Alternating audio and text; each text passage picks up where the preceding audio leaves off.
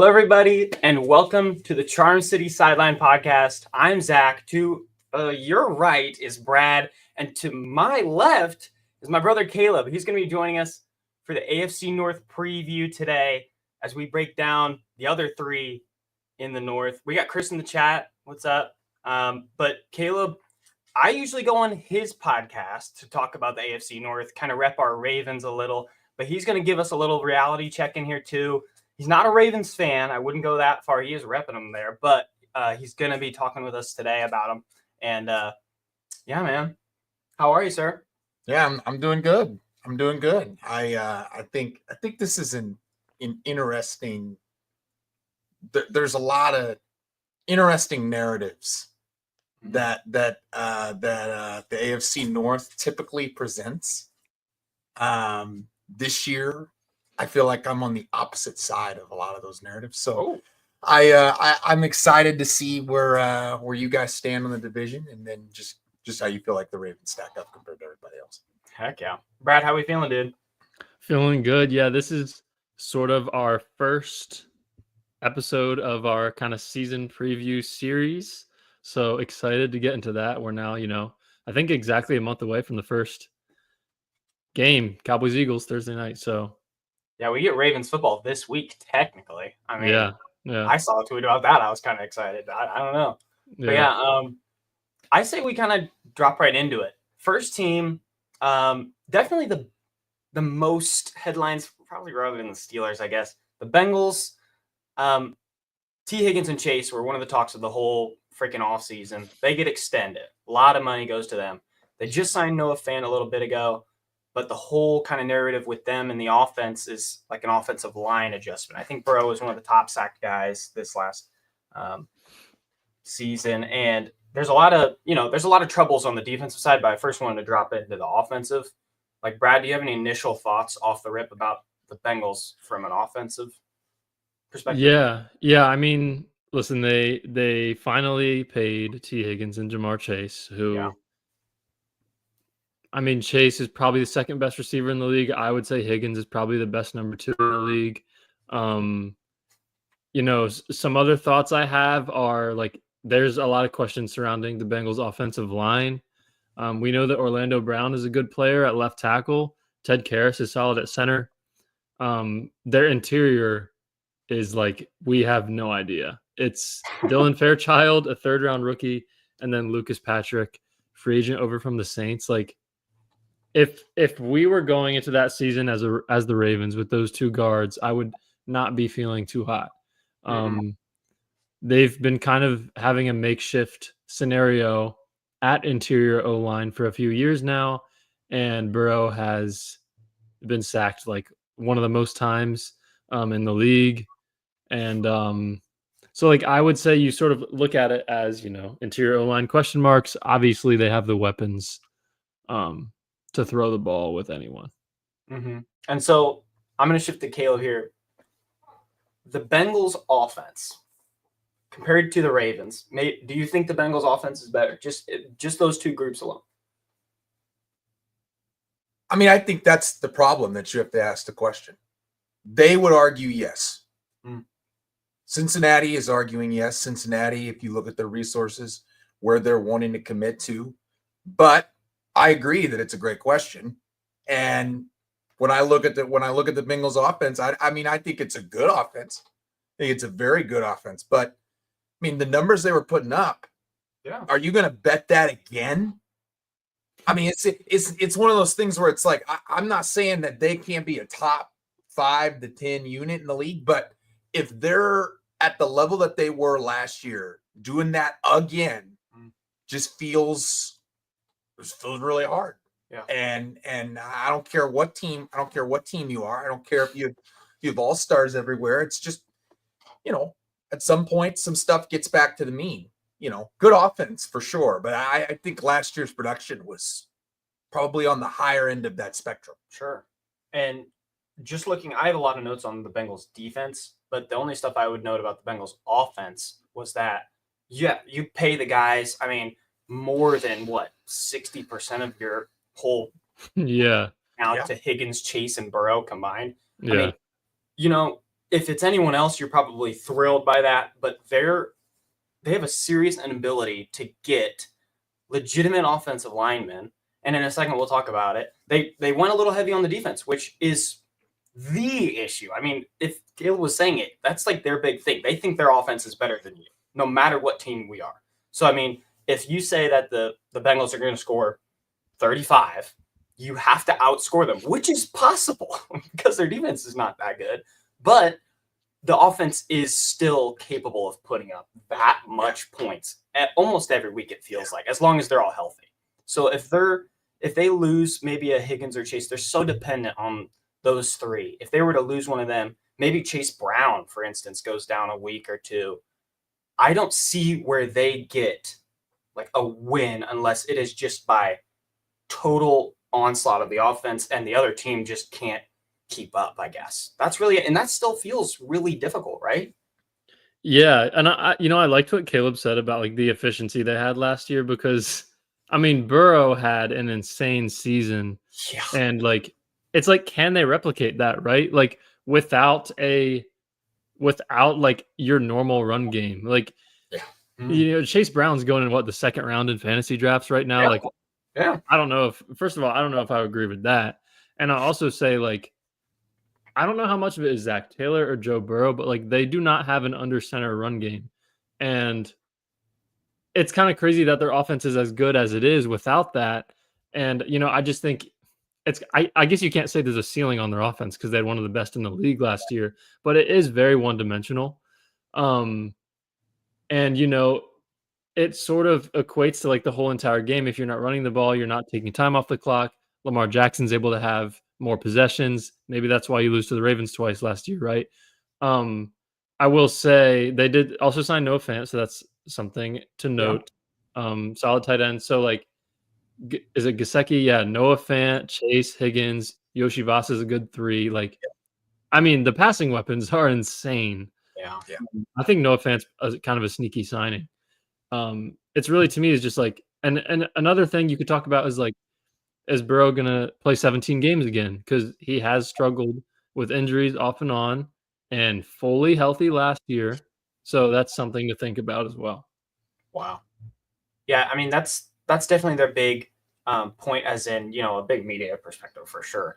But I mean, what's always going under the radar, I talked about it on his preview a long time ago, that their defense really added nothing new. We talked about it on this podcast too. The defense last year added nothing new. So what happened? Nothing new. They were horrible. So this year, it's a new DC. They drafted Shamar Stewart. We talk about Shamar Stewart a lot on this podcast with all draft prospects. Yeah. And one of your highlighted guys, Demetrius Knight, drafted him. I'm just going to read off some stats here.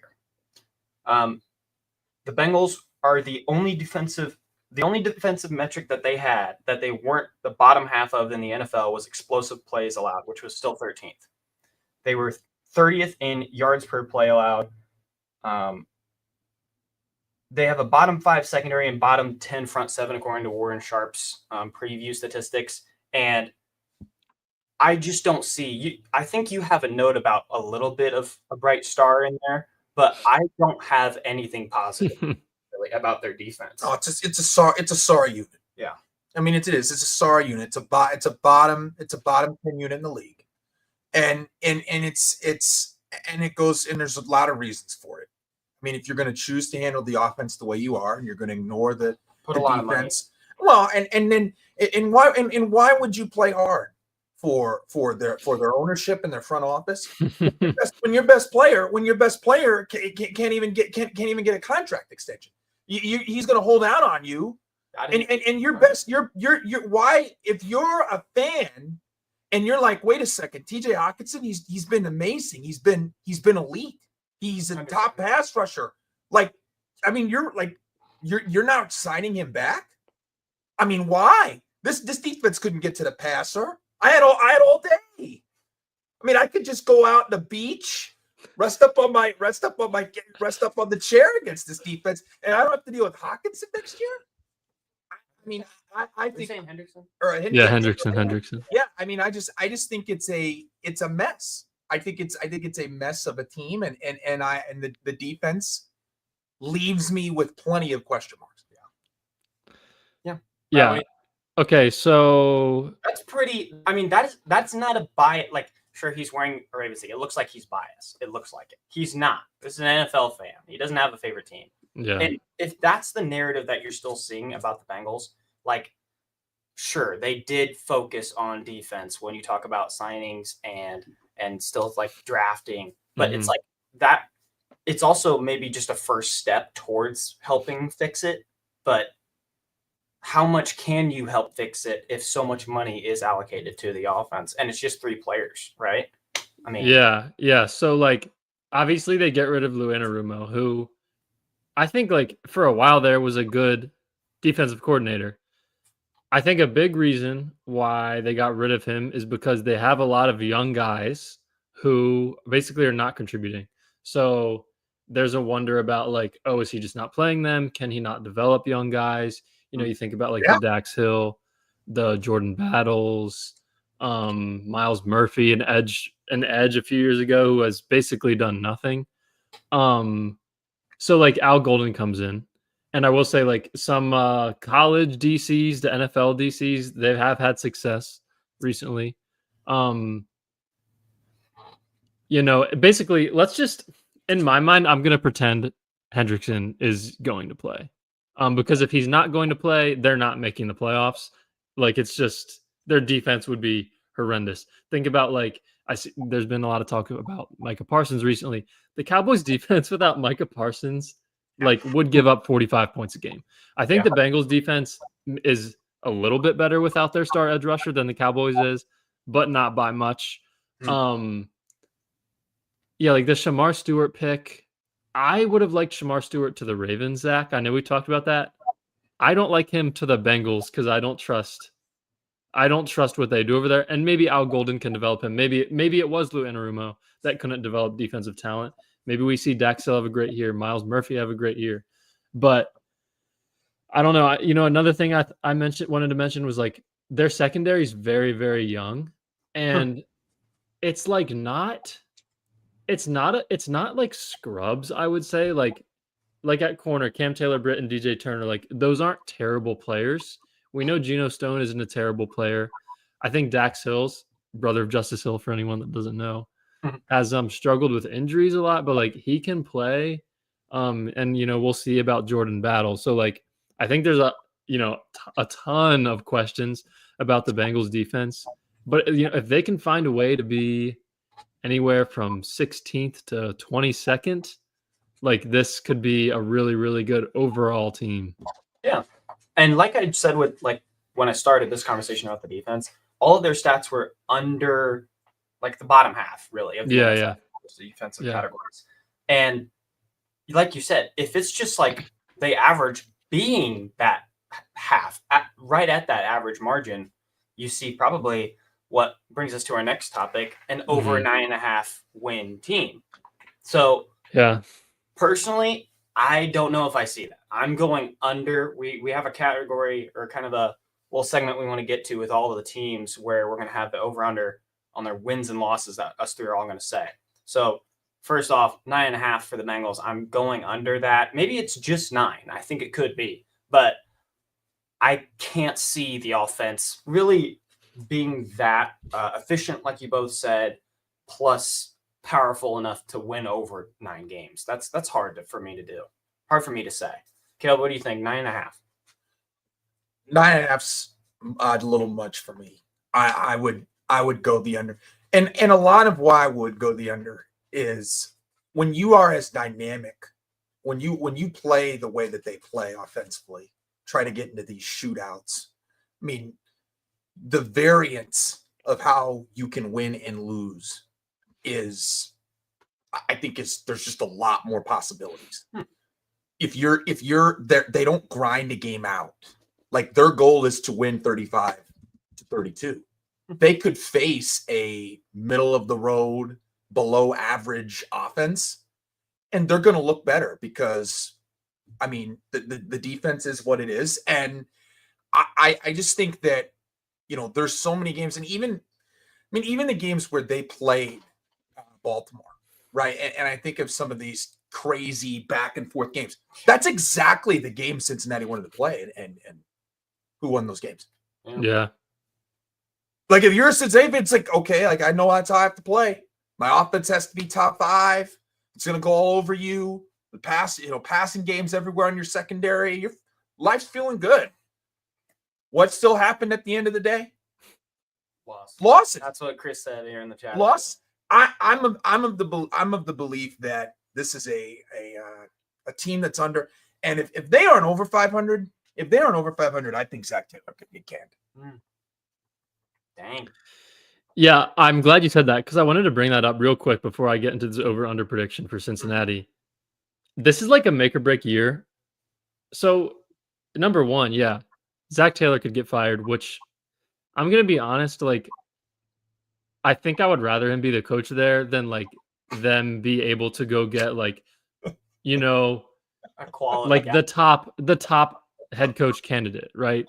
Like, like I'm not even trying to be funny. Like, I don't think Zach Taylor's an awful coach, but like, think about like the Ben Johnsons, like those type of guys who are available every year. I like think about if they would have fired him last year, we would be in shambles if they hired Ben Johnson as their head coach. Like, Yeah. I think we would all much rather Zach Taylor be the head coach. That's number one. Number two, when does Joe Burrow like finally have enough? And like, I'm not saying he's going to demand a trade, but like maybe just he's gone all off season. You know, he doesn't show up until training camp next year. Like, so those are the two things I think about. If, you know, Caleb mentioned it, if they win 6-7 games, right? Maybe 8 games. So I was thinking like maybe this is an over team, but like I looked at their schedule earlier today and like the Ravens schedule is tough. You know what that means? This whole division has a tough schedule because the AFC North plays the NFC North. Vikings, Lions, Packers, Bears, right? So they have a tough schedule. I am going to go under just because, you know, still haven't paid Hendrickson. We don't know what the defense is going to look like. O-line, you know, concerns. If you ask me, Brad, you get $1 million if you get their exact win total right. I'd probably say 9, right? But like, you know, that is under. So I'm going to go under for Cincinnati, but I would not be surprised if they win 10 games. So, yeah. Yeah, and we didn't really get to rope it around to them really playing the Ravens in general, but I think we kind of covered it saying our opinions on that. I do want to get into the Browns, though. Yeah. I mean, sadly, we were a little negative to the Bengals, but I think it's also going to be a little negative to the Browns. There's not really a lot of hope in their department. I don't think fans are necessarily super hopeful in any way. They have a ridiculous quarterback situation, as most know. They have Joe Flacco, one of our friends. Kenny Pickett drafted Shedeur Sanders and Dylan Gabriel, I believe. And that whole quarterback room is just a big throw up. I mean, it's just insane. It's terrible. So then you go to the run game. They lost Nick Chubb. Drafted, though, Judkins and Sampson. So their draft, I had a note here. You drafted 2 QBs. You drafted 2 running backs. You're just trying to hit the lottery at this point. And the tight end. Okay, that's all they can do at this point. They don't have any real big light of hope. But I think I'm also going to just include the defense in the discussion as well. But we can start with the offense. Yeah. They extended Myles Garrett. They drafted Mason Graham. We talked about him a lot. We talked about Carson Schwarzenegger. They did lose Martin Emerson to a torn Achilles. Yeah. Caleb, what sticks out to you? Maybe let's start a little positive. A bright spot for the Browns in general. I mean, I think the defense is still good. Oh. I mean, if you have Garrett around, you have Ward around, secondary strong. Yeah. They've reinforced that, you know, and trying to get Graham and Carson in there. I still think this is a really good defense. They've always been a consistently difficult unit to play against week in and week out, even when their teams aren't that good. Even when you feel like they're irrelevant, their defense makes plays. I don't necessarily expect that to change this season. I still think this is a strong enough defense where, you know, I think they're going to keep them. I think there's going to be games where you're going to be like, wait, this should be lopsided.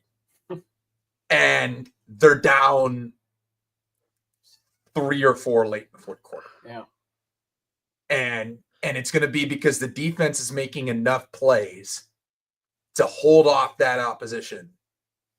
And who knows, maybe they pull up a couple games down the stretch and sneak out. And one of my notes, exactly what you said, down the stretch. The first 4 games, week 1 is against the Bengals. Obviously, they're not favored in. Bengals, Ravens, Packers, Lions. Like, there might not be any hope from the beginning at all. So what you are hoping for is what you said. Like, basically the end of it being a sneaky team to get a couple wins in there because, like, exactly what Chris is saying. If a quarterback like Flacco can sling it and get really freaking lucky in a couple of games and pull off some wins, or Shedeur shows up and becomes their next full-blown starting quarterback to help them out for the whole year. Yeah. It's so up in the air with the quarterback discussion. And I mean, sure, I love Jerry Jeudy personally. I think we've always been high on him. But I mean, I think there's a couple of bright spots. And they're capable of this over-under line 5.5 wins. But it's not like super obvious if it'll be so much less than that, which it very well could be. Or if they do barely make that over-under, Brad. Yeah, I'll start with the defense here. Like, I like what you guys said. I mean, I think this is a top half defense. Obviously the whole Myles Garrett trade situation, demanding a trade, whatever, and then he signs an extension, a week later. What they did in the draft is interesting. Zach and I were reacting to that live when they traded back, basically traded away Travis Hunter to basically get Mason Graham in a first-round pick next year. We'll see how that works out, right? I don't think you can judge that trade on either side yet. But I think, if we're talking about this year Browns, I think having Mason Graham along with Myles Garrett, it can definitely help to, have another guy to be able to get pressure. Zach, I think you liked Schwessinger a lot coming out of the draft. Maybe a little high. Taking him, I think it was like first or second pick of the second round. But like they did lose Owusu Koromoya. Hopefully, like he is able to have a full recovery. After the Derrick Henry caused his neck injury, I believe, last season. That's a big loss at linebacker. Martin Emerson is a loss. But yeah, I do think this defense is still good. Denzel Ward's, really, really good corner. Kind of similar to the Bengals. I think some young players that you don't fully trust yet. Ken Mitchell probably going to be in the slot. Del Pitt, Greg Newsome. Sure. But yeah, I think overall this defense is probably going to be like minimum like average. So that side of the ball to me looks pretty good at least. Yeah. But there's nothing bright that you can say about the offense. Like none of us want to touch on it. It's like it's so I do think they can. I mean, the part that stinks for Browns fans is it doesn't matter that they have a competent offensive line because they haven't got the quarterback right since pretty much since I've been alive. And I've been alive for 27 years and they haven't found a quarterback. But they haven't. They have like I think Njoku's a very good tight end. Yep. When you're a team like Cleveland. Trying to find, especially with some of these young guys we're mentioning, the Dylan Gabriels of the world, the Shedeur Sanders of the world, this whole cliche of your tight end is your best friend. If you're like, wouldn't shock me at all if he had a season with some of these younger guys in the mix, at quarterback. I like what he did for them, and I think he's a real offensive threat. But it's also hard, I think, if you're a Browns fan, because, I mean, we're talking about a guy, and I'm not crazy about, I'm very one of my favorite sports passion things is jersey retirements. And guys is not necessarily having jersey retirements and all that stuff. Nick Chubb is a jersey retirement guy for Cleveland. How you let him walk out the door? That's hard for a Browns fan. Probably. Yeah. He's been through wars for you. He's 1,000 yards every game. He's been there. He's done that. He's experienced, and I think that sucks. I think that sucks for Browns fans. But look, I think there's talent there. I think the O-line is solid. I think that's always been a strength for them. I think Njoku's strength for them. But yeah, I think the running back, the backfield is very, very questionable. Sure. Sorry, we're gonna have to take away the dog really quick. Would you mind doing that? Okay. Sorry, you might hear that in the background. But Brad, for you, over under these. Well, I'll talk about the Browns' offense some first. Oh, sure. Okay. The quarterback situation is like, I am like really sick of hearing about it. Like, oh, who's gonna start? Blah blah blah blah. Like, it's gonna be Flacco. Okay, Flacco's gonna start at least 2 games. Wow. If he is, how many do you think Shedeur starts then? Well, it's gonna be interesting. Like, the first time Flacco throws like 4 picks, they'll probably switch to one of the rookies. I don't think Kenny Pickett is gonna play. Like, I don't see the point in that. They should start with Flacco, which I think I saw a report they're probably going to, from The Athletic. It's probably going to be Gabriel next because they like him more. I mean, I disagree. And then there is Shedeur, right? I think like if it were me, I would play Flacco for like a few games just to like let the players know that you're not tanking the season, right? Like, I think it's going to be tough for all the other players on that roster.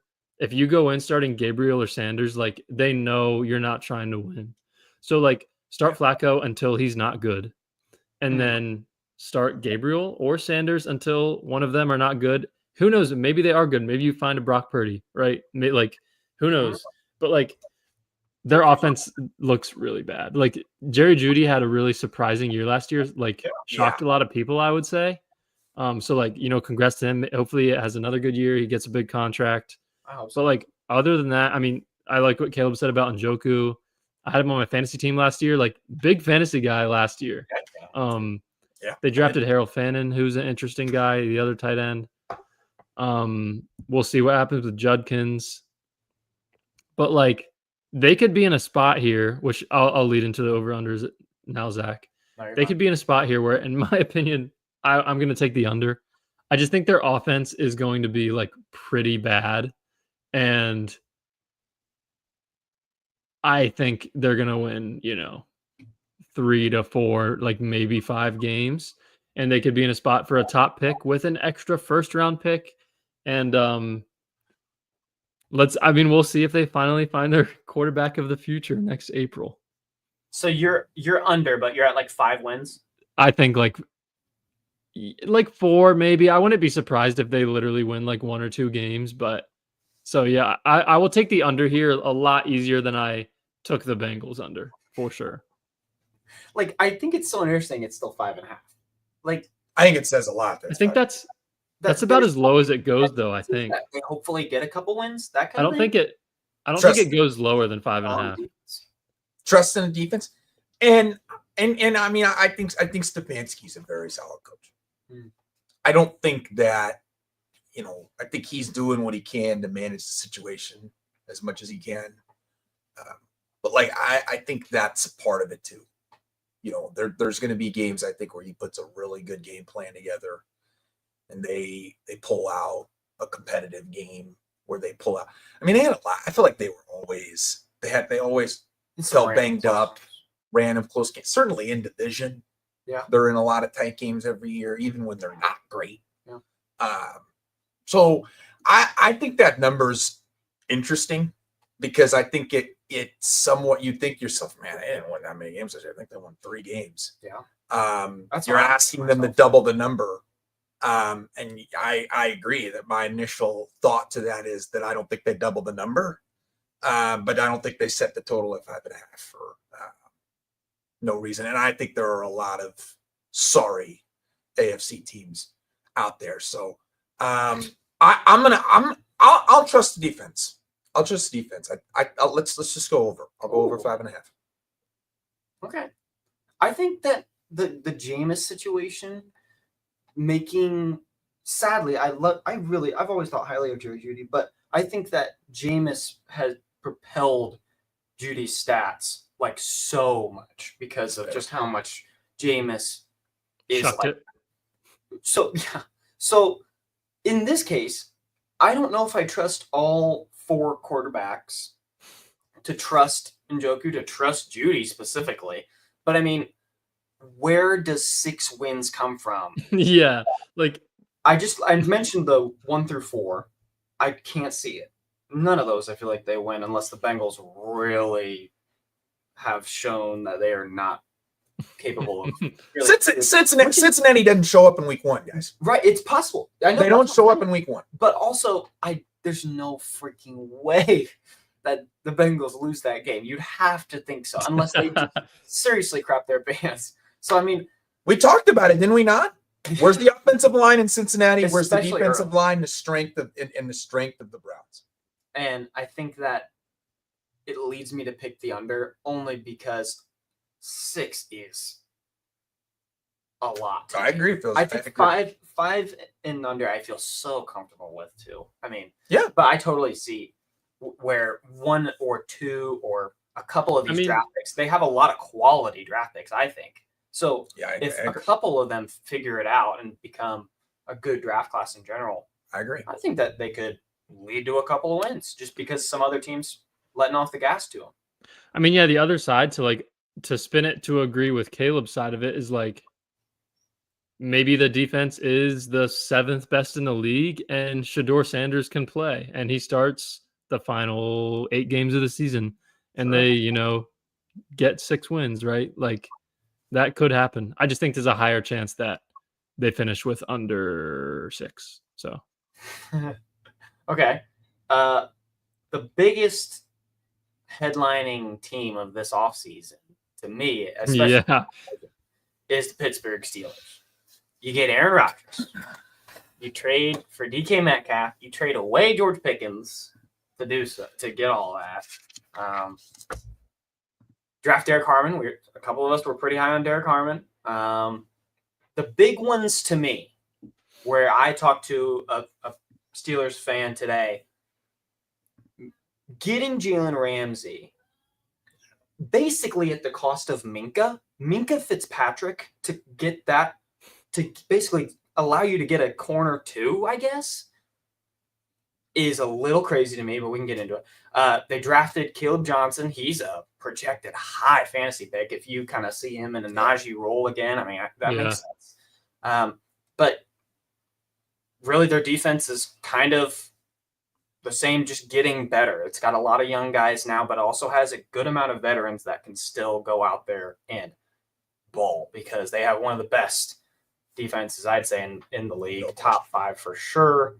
I think their numbers for defense are just incredible. All of them were, honestly, the advanced metrics were a little scarier, but the third down percentage was like number 1, not even close. Like there's stuff that just Tomlin does defensively that does not compare to any team in the NFL. Like this is just a different type of defense you play. No one in the league really makes this kind of thing happen because of how good of a front set they continue to have. But that kind of covers all of it. Brad, where's like a couple of your key thoughts that go to the Steelers? Yeah, I think, if we want to start with defense, like I agree with you. I think arguably a top 5 defense in the league. I mean, you have TJ Watt and you have Nick Herbig, who, has been really, really good. You have Alex Highsmith, who's been really, really good. Like they have 3, I would say, very, minimum, very solid edge rushers. Yeah. And then they also draft Jack Sawyer. Yeah. So like that's their edge group, right? Like those 4 guys. And then interior D line, they spend their first round pick on Derek Harmon, who Zach and I think we were both very high on out of Oregon. Would have loved the Ravens to take him with their first round pick. Obviously Cam Hayward's back, and then Keanu Benton, solid nose tackle. So like the front, 6, 7, whatever you want to call it. I mean, that's like as good as it gets. Yep. And then the secondary. So Zach, I will say this about the whole Ramsey thing. Like they trade Minkah away to get back Jonnu Smith and Jalen Ramsey.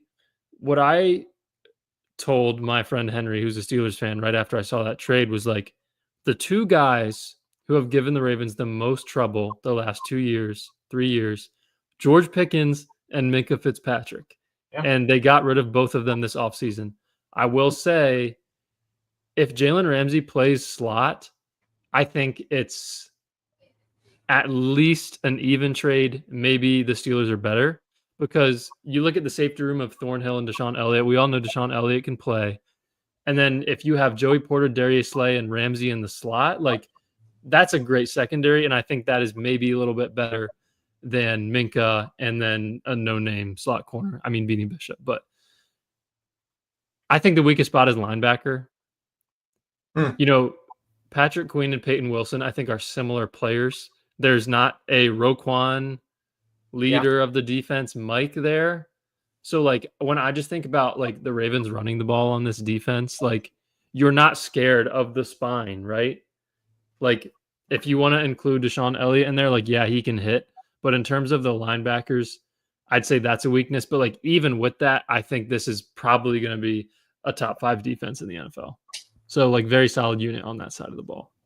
And I think that's why I had to mention the Minkah thing, where I think Ravens fans just in general hold Minkah to a pretty high standard.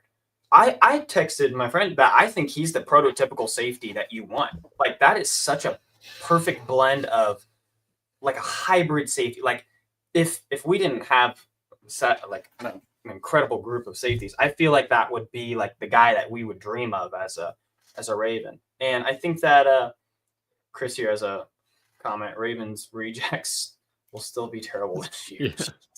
Yeah, Chuck Clark too, by the way. Yeah, they do have a couple of Ravens now. But, I mean, I see so much potential for their defense, but I see so much potential also negatively, as in their secondary. I really don't love the change of having a captain, another Mount Rushmore player for them right now with Minkah, not necessarily all time, but just for their team right now, being such a big face of the team to get traded away for. I mean, sure, it's Jalen freaking Ramsey. He's not all he used to be, but it's still Jalen Ramsey. It fits the mold that they want. But I think you got Darius Slay. What's the need for Jalen Ramsey if you have a Minkah Fitzpatrick? Well, I think like, is there like a physical nature that they're wanting to bring? Yeah, I think they need some more physicality in the middle of the defense, and Jalen Ramsey is. I mean, we don't know what he's going to play, but if he plays nickel, I agree with the trade. If he plays, if he's a backup outside corner, it's a terrible trade. But are you saying that?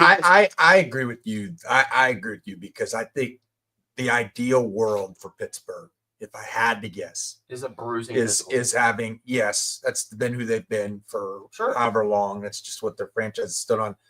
And I have, if I have a Porter and Slay on the outside, I can move Ramsey and mix and match. His best years in LA were, and you could go in Jacksonville. Exactly right.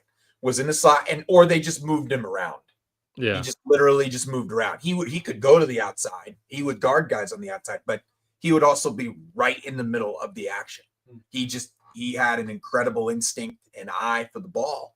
And, that's Super Bowl champion.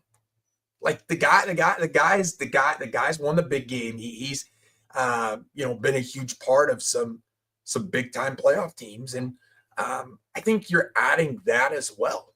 I think you're adding a guy that can get you a person who's been there and done that, played at a high level. But I agree with you, Brad, that I think Ramsey being at the nickel, I think, is what unlocks him.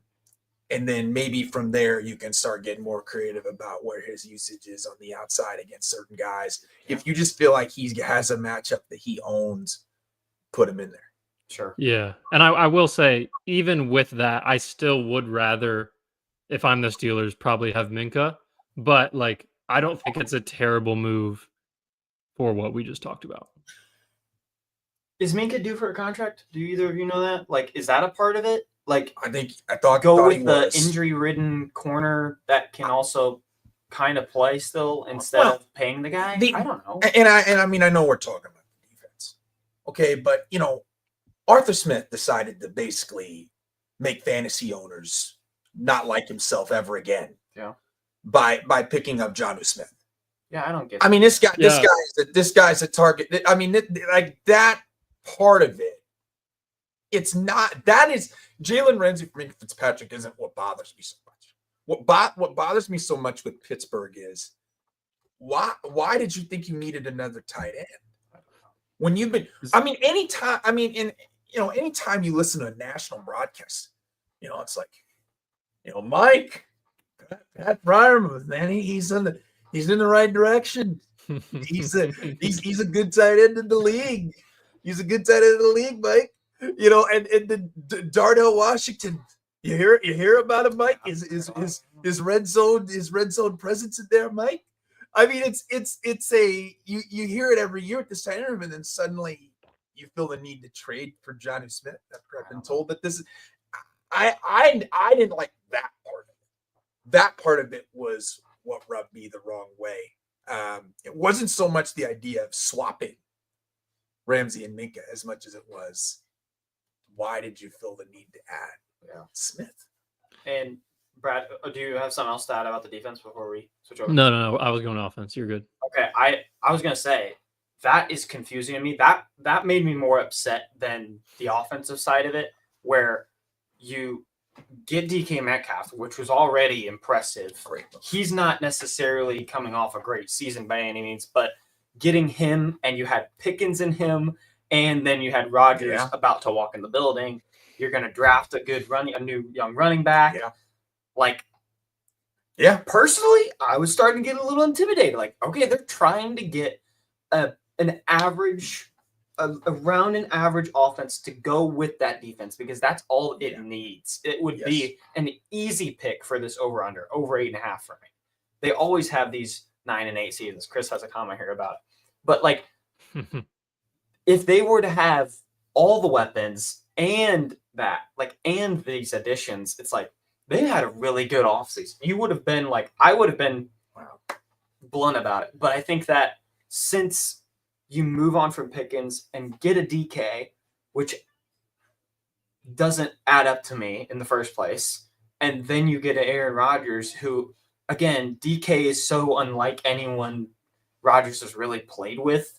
So Rodgers isn't getting the crisp route running of a Devontae guy, and a Devontae and a Garrett Wilson even. I mean, like, there's so many. It's just, I don't think DK is the best match for it. DK would have been like, he's the perfect match with a Russell Wilson. We saw it in Seattle. Yeah. In this instance, Aaron Rodgers can't move around at all.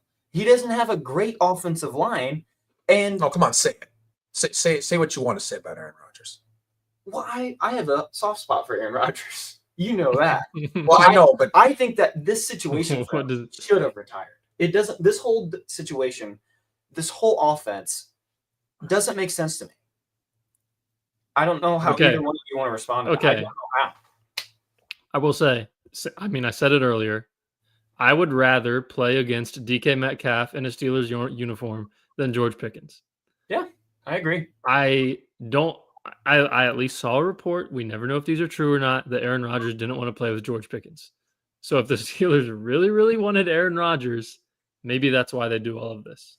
Hey, really quickly, I do have some AFC North news. The Browns are signing former Ravens back up. Oh my God. Tyler Huntley. Again, that's not really anything to talk about, but it's like, why is there a fifth quarterback? Yeah, that's another quarterback. We can go back to Sims. Sorry. Yeah. Had to include that. That's hilarious. Yeah. What in the heck? So offense, Brad, whatever you want to say about it. Yeah, so Jonnu Smith, it's like, okay, yeah, he's a good player. He had a great season last year. I think he was a Pro Bowler.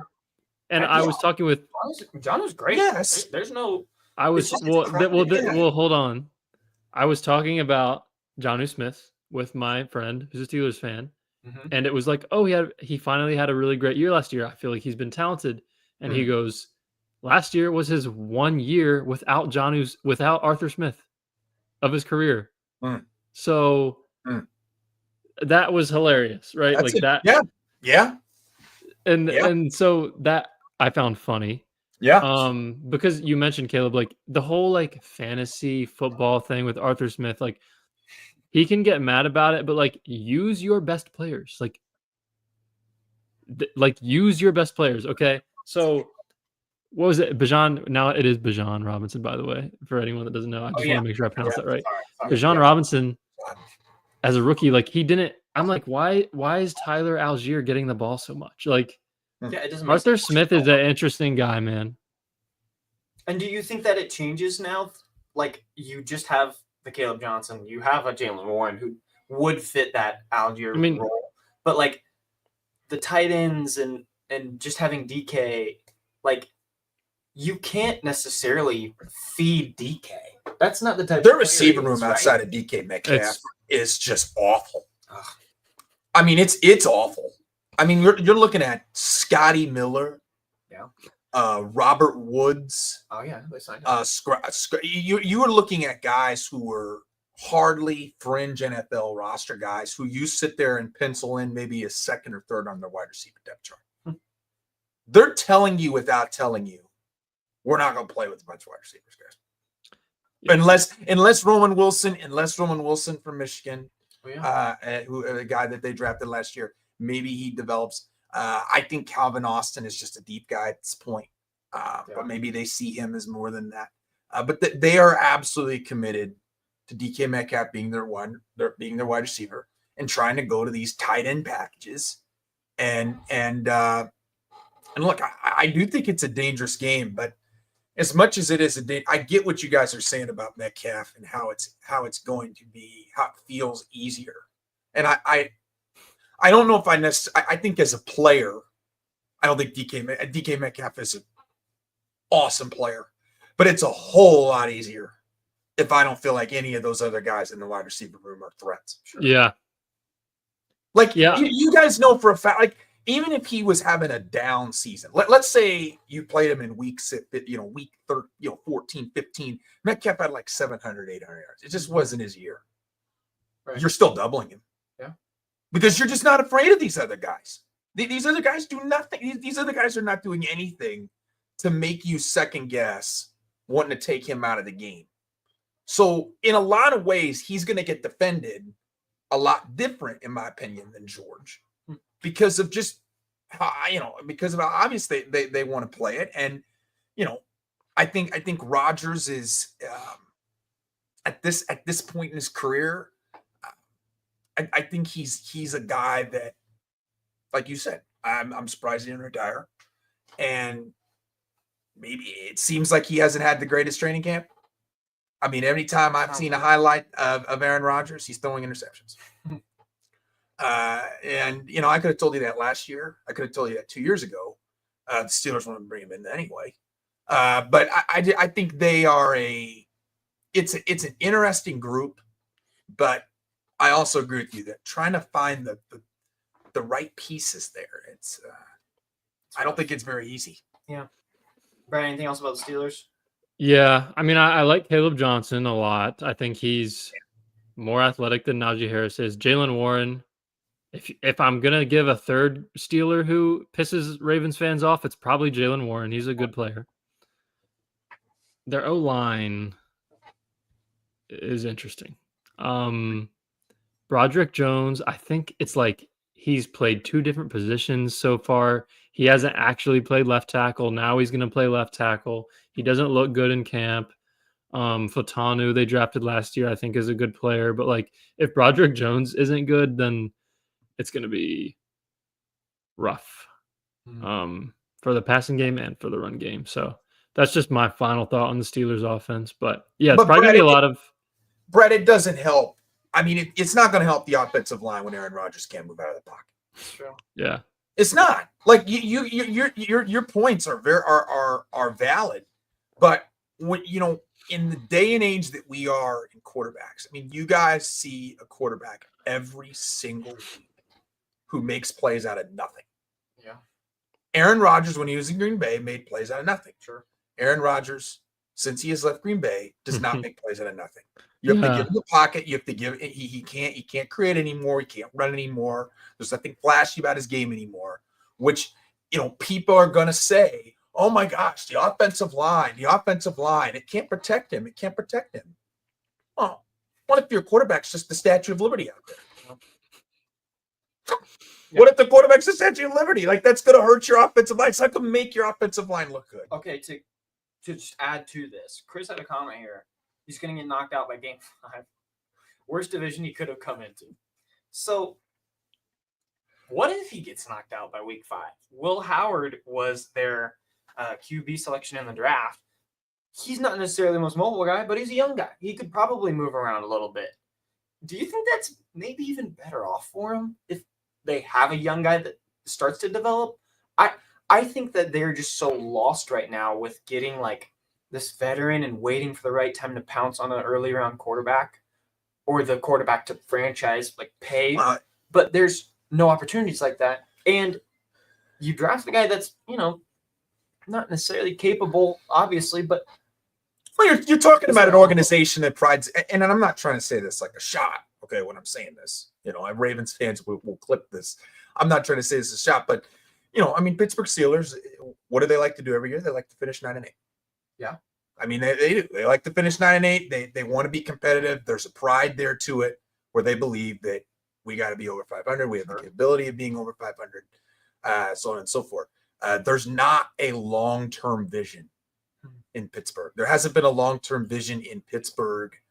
Since maybe Pickett, the trying of Pickett, maybe? Maybe,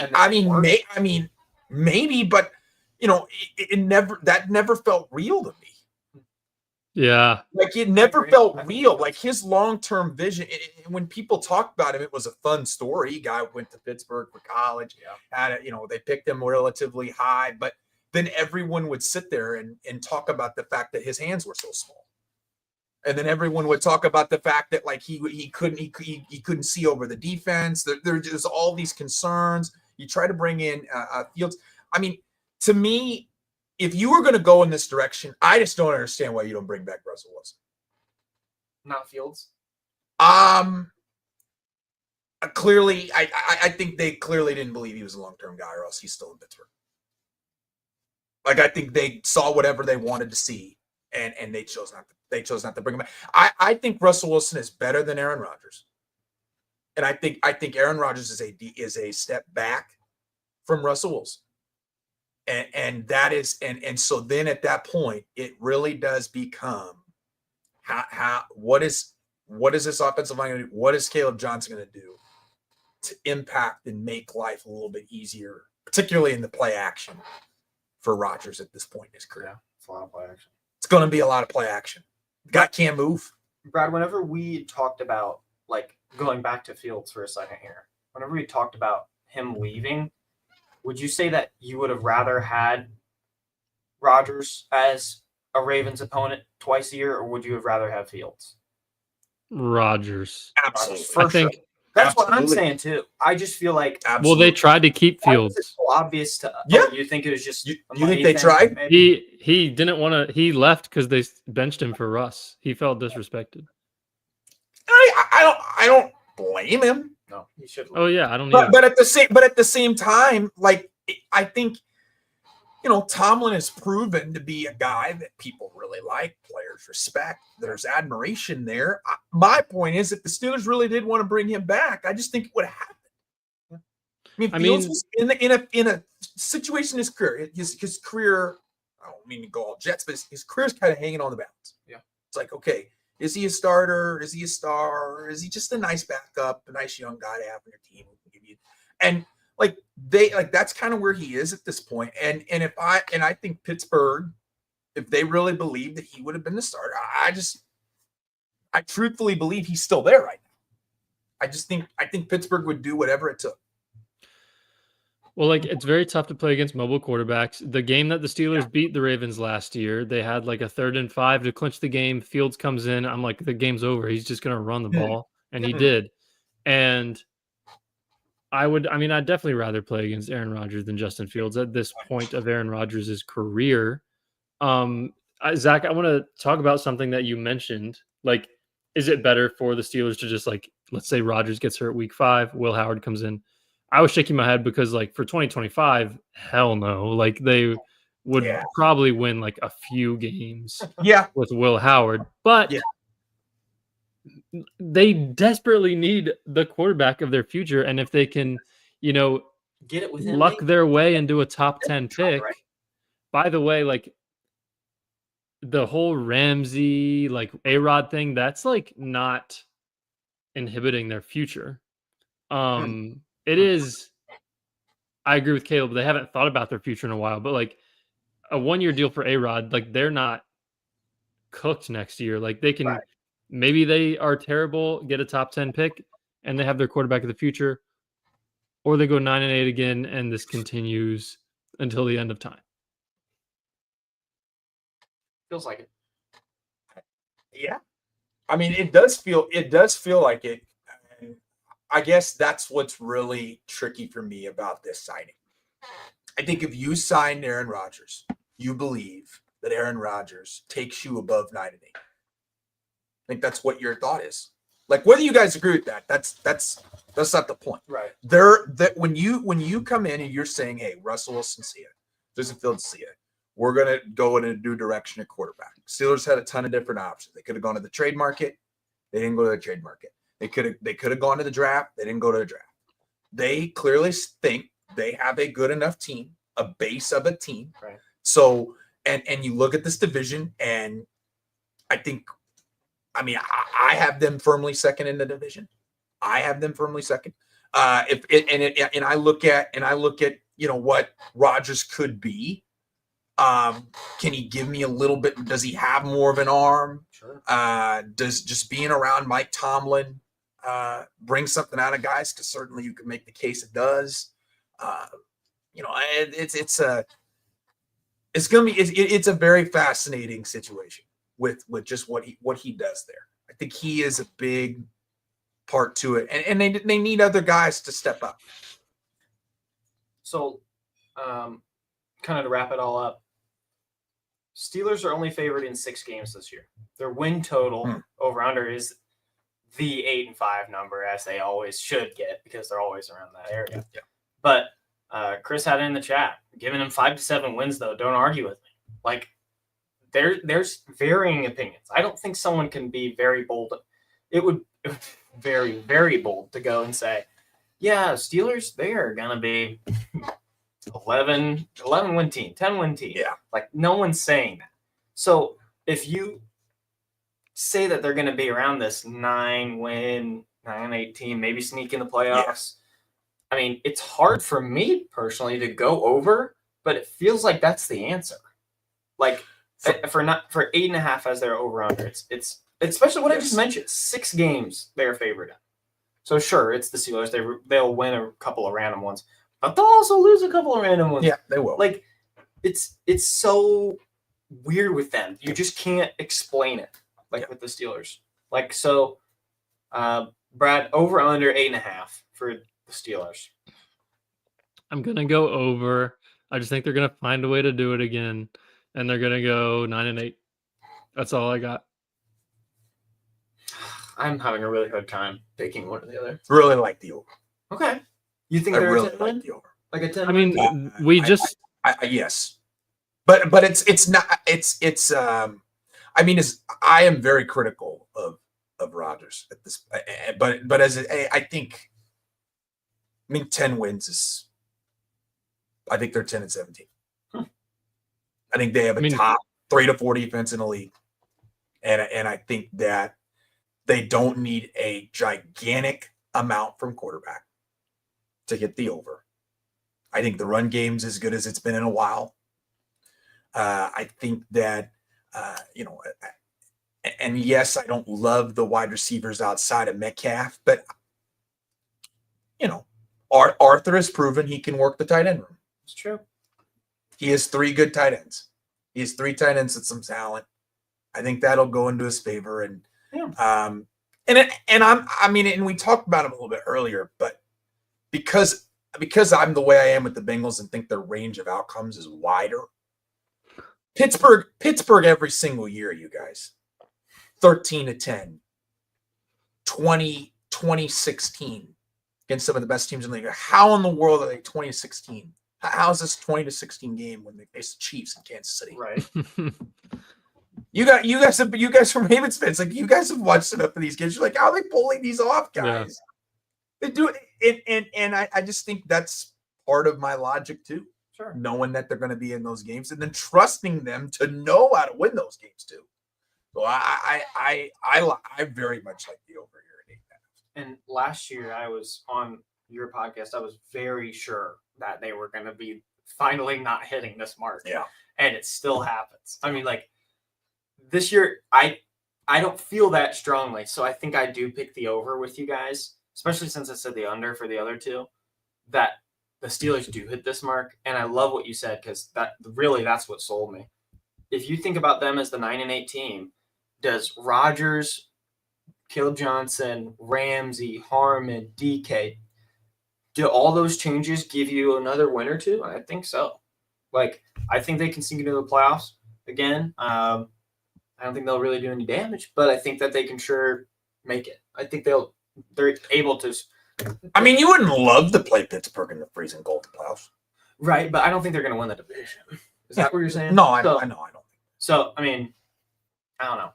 I think I'm going over with you guys. Yeah.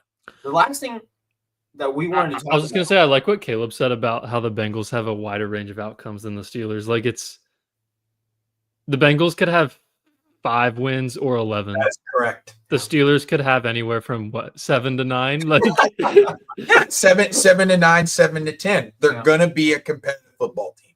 You know, they're a competitive football team. And as much as people dog on Tomlin for being 9-8, he doesn't get enough credit for the baseline that he gives his teams every single season. Yeah, he's as much as we're like, hey, what's the future?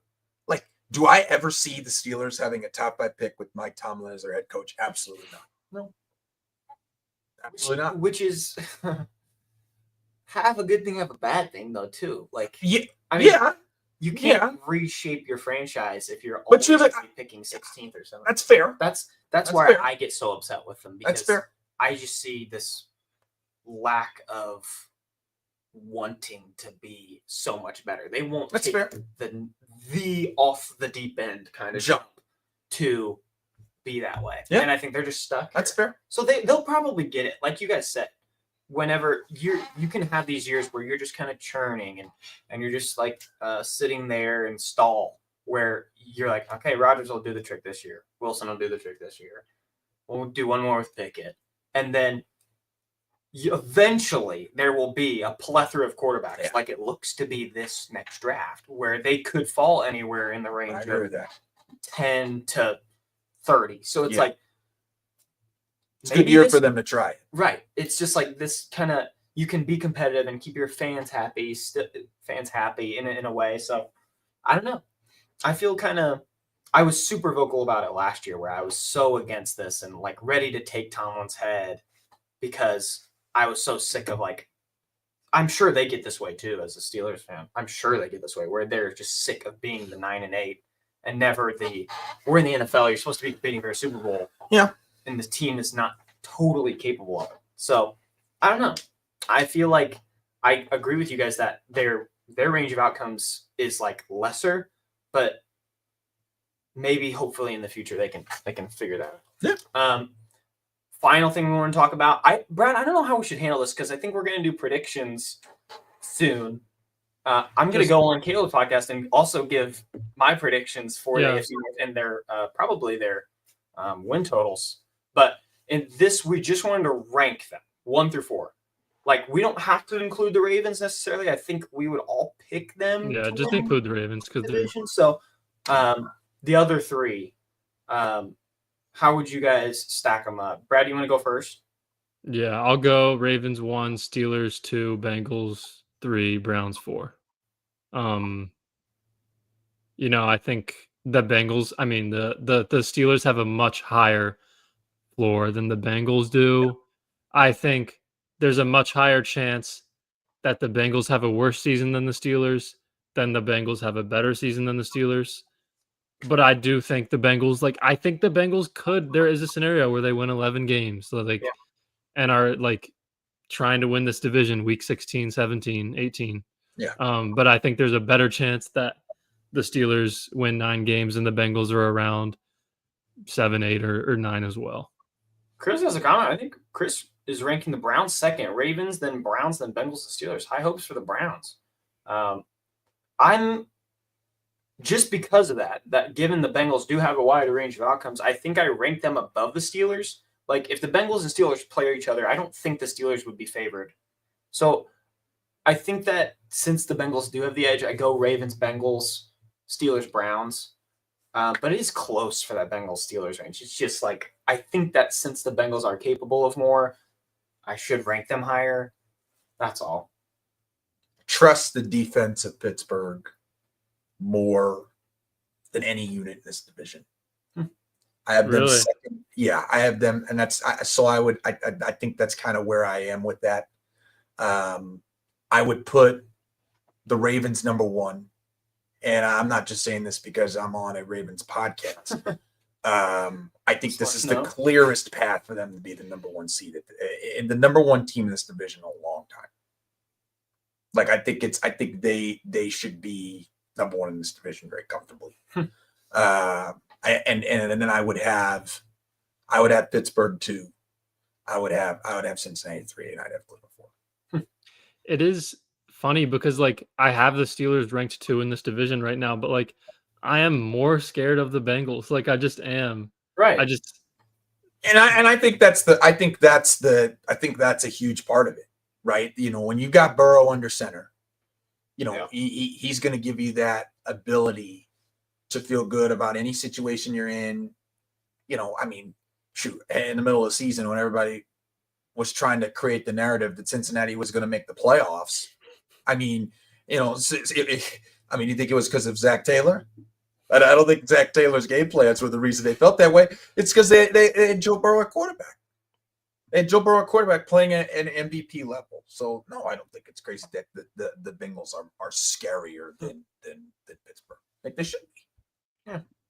And it's interesting, though, that you can still, like, both of you agreed, though, that it's the Steelers above them, and yet they're still the scary team. It's crazy. Yeah. But yeah, Brad, do you have anything else to add? I don't think so. I think we got all of it out. Okay, well, big thank you for Caleb coming on, giving us some different insight, maybe. Not necessarily a Ravens fan. He's repping the Ravens today, but he's not a Ravens fan. It was awesome to have you on. Thank you so much. You can check him out on the Linsanity podcast. We'll have a link in the description. I'm going to be on it this week. It'll probably come out sometime next week. We're going to break down the actual division again, but that one we're going to give that'll be a little early preview of my division standings, maybe some different takes as like defending our Ravens a little. So you might want to tune in for that, but I'll be in the bio. The season's about to start, so we want to make sure you guys know about the membership stuff. That will have a link down below. I think there's some links next to like subscribe if you haven't done that already. You can like as well. But yeah, I think we will see you guys in the next one. Thanks for joining for our AFC North preview, and we'll see you next time. See you guys.